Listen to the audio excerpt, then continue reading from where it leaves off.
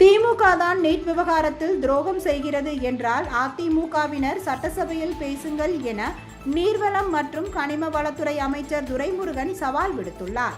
வேலூர் மாவட்டம் காங்கேயநல்லூரிலிருந்து அம்முண்டி வரையில் உள்ள சேவூரில் பாண்டியன் கால்வாய் தூர்வாரப்பட்ட நிலையில் அதனை தமிழக நீர்வளம் மற்றும் கனிம வளத்துறை அமைச்சர் துரைமுருகன் கலந்து கொண்டு திறந்து வைத்து மக்களுக்காக அர்ப்பணித்தார். பின்னர் காட்பாடியில் தனியார் திருமண மண்டபத்தில் நடைபெற்ற விழாவில் கலைஞர் கனவு இல்ல திட்டத்தின் கீழ் 787 நபர்களுக்கு அரசாணைகள் வழங்கி சிறப்புரையாற்றினார். பின்னர் செய்தியாளர்களிடம் பேசிய அவர், திமுக தான் நீட் விவகாரத்தில் துரோகம் செய்கிறது என அதிமுக ஆர்ப்பாட்டம் செய்கிறது. அவர்களுக்கு தைரியம் இருந்தால் சட்டசபையில் பேச சொல்லுங்கள் என்றார்.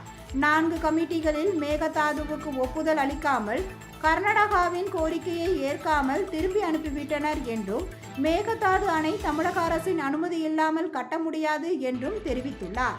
முல்லை பெரியாறு மற்றும் மேகதாது அணை குறித்த பிரச்சனைக்கு நாங்கள் தொடர்ந்து வழக்கு தொடுத்து போராடி வருகிறோம் என்று அவர் அப்பொழுது கூறினார். நீட்டு விவகாரம் தொடர்பாக நேற்றில் இருந்து திமுக தான் நீட்டு கொண்டு வந்து துரோகம் பண்ணது, மாணவர்களுக்கு அஞ்சலி செலுத்துறோம்னு சொல்லிட்டு அதிமுக நீட்டை கண்டிச்சு ஆர்ப்பாட்டம் பண்ணிட்டு இருக்காங்க.